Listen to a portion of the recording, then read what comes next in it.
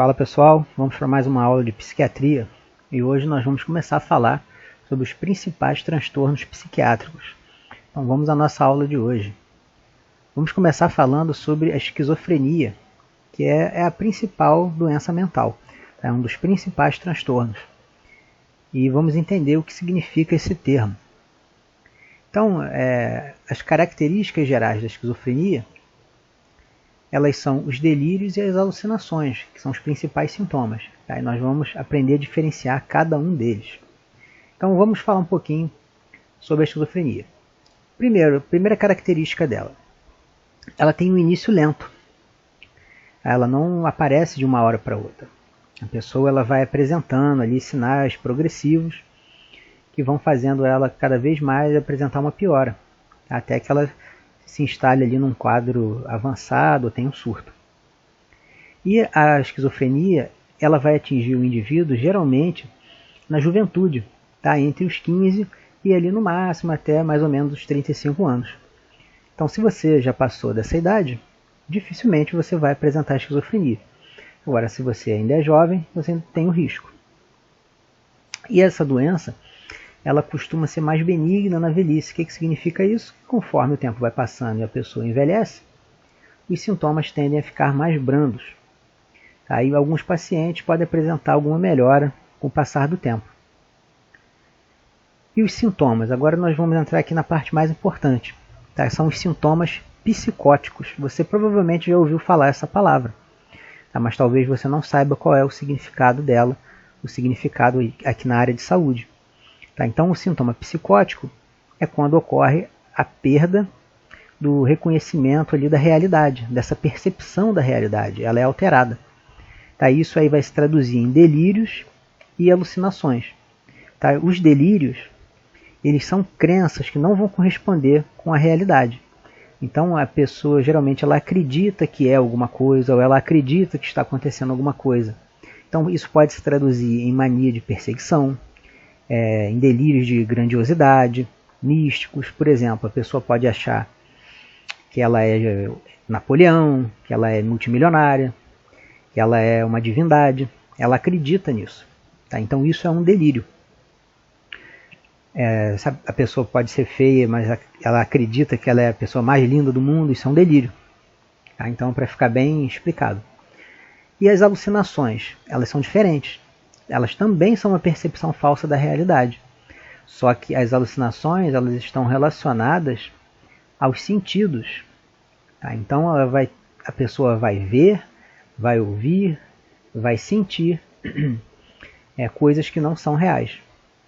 Tá? Então a diferença é essa. Os delírios são crenças, tá?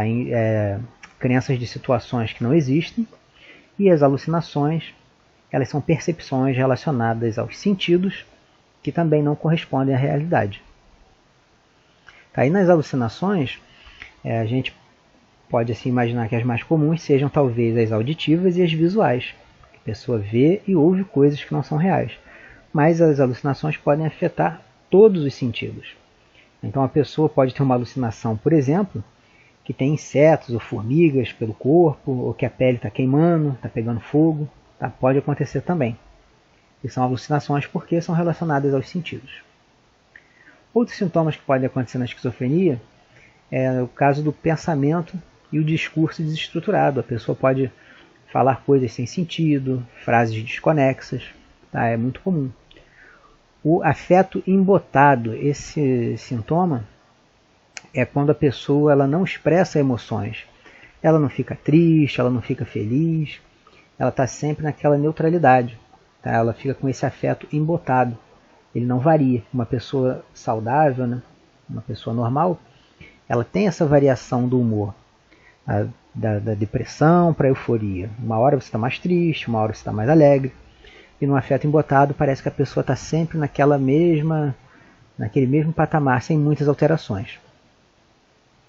Pode acontecer alteração de comportamento, manifestada principalmente pela agitação ou inibição psicomotora. Alguns pacientes eles ficam muito agitados e outros já ficam mais inibidos.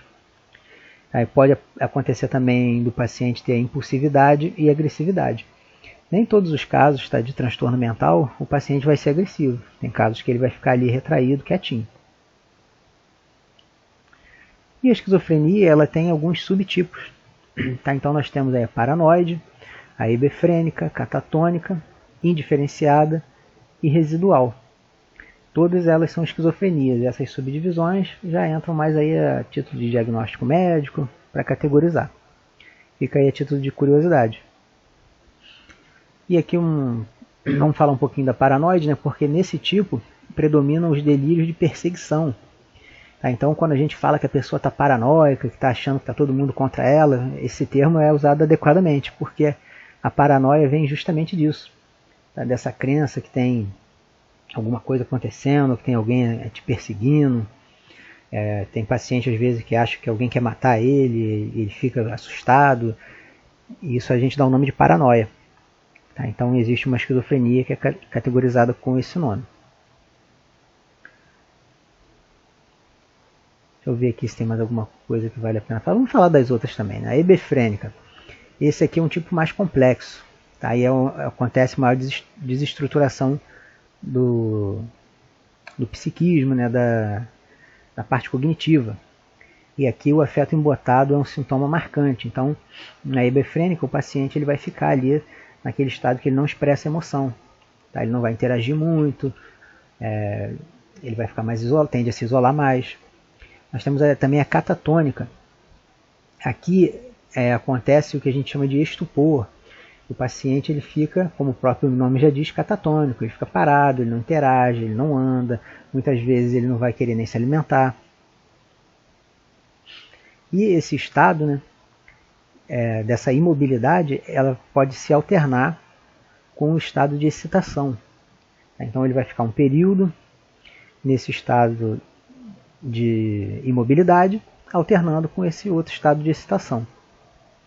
Pode acontecer também a postura rígida, robotização e estados oníricos, que é quando o paciente ele fica inconsciente, né, devido aí ao problema da doença dele. Tá? Isso aí a gente dá o termo técnico de estado onírico, estado de inconsciência. Temos a esquizofrenia indiferenciada. Essa daqui não tem nenhum sintoma característico, cada hora o paciente vai se enquadrar em uma categoria diferente, porque isso varia, né? Os diagnósticos psiquiátricos eles não são ali engessados, a pessoa pode variar de uma classificação para outra ao longo do tempo. E nós temos também a esquizofrenia residual, que é a forma crônica insidiosa. Isso daqui é nos pacientes com uma idade mais avançada. E aí nós temos aqui a prevalência dos sintomas negativos. Tá? Nós vamos entender o que é um sintoma positivo e o que é um sintoma negativo.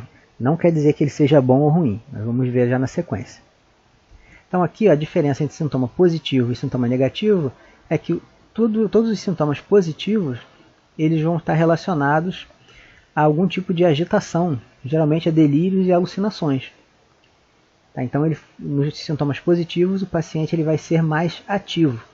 Já nos sintomas negativos, ele já está relacionado mais à apatia, à imobilidade, tá? Então a letargia, o afeto embotado, a catatonia, a todos esses mutismo, o paciente não fala. Então tudo que faz o paciente ficar mais imóvel, mais retraído, a gente classifica como sintoma negativo, o que faz ele ficar agitado como sintoma positivo. E na esquizofrenia, os medicamentos usados para tratar essa doença são os antipsicóticos. Tá? Que eles vão ser eficazes aí na maioria dos casos. E eles vão evitar as crises e os surtos. Tá? Então a pessoa fica sob controle. E o prognóstico da doença, ele sempre vai ser melhor quando o paciente está integrado ali à sociedade e à família. Tá? E isso também faz parte ali, um dos principais objetivos da reforma psiquiátrica. E dando continuidade, agora vamos falar sobre os transtornos de humor. E para a gente falar sobre transtorno de humor, nós temos que primeiro conceituar o que é humor. Você deve já ter ouvido falar dessa palavra e deve entender o humor como uma coisa que você vai ver para você rir, achar engraçado, como a gente vê aí na televisão, um programa de humor, um show de stand-up. Mas na psiquiatria, a palavra humor é usada com um sentido diferente. Tá? Então nós vamos ver aqui o conceito de humor. Então, na psiquiatria, o humor ele vai ser a alternância natural entre os estados de alegria ou de euforia e os estados de tristeza e depressão, está representados aqui por essa figura.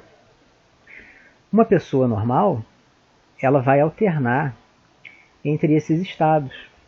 Isso aí acontece de maneira natural. Então, você brigou com o seu namorado, com a sua namorada, você vai ficar triste, com raiva. Você fez as pazes e ganhou o presente, você fica feliz. Aí tem dia que você não está nem muito triste, nem muito feliz. E aí você vai variando. Isso acontece naturalmente. Se você ficar o tempo todo no polo da tristeza, vai caracterizar um transtorno.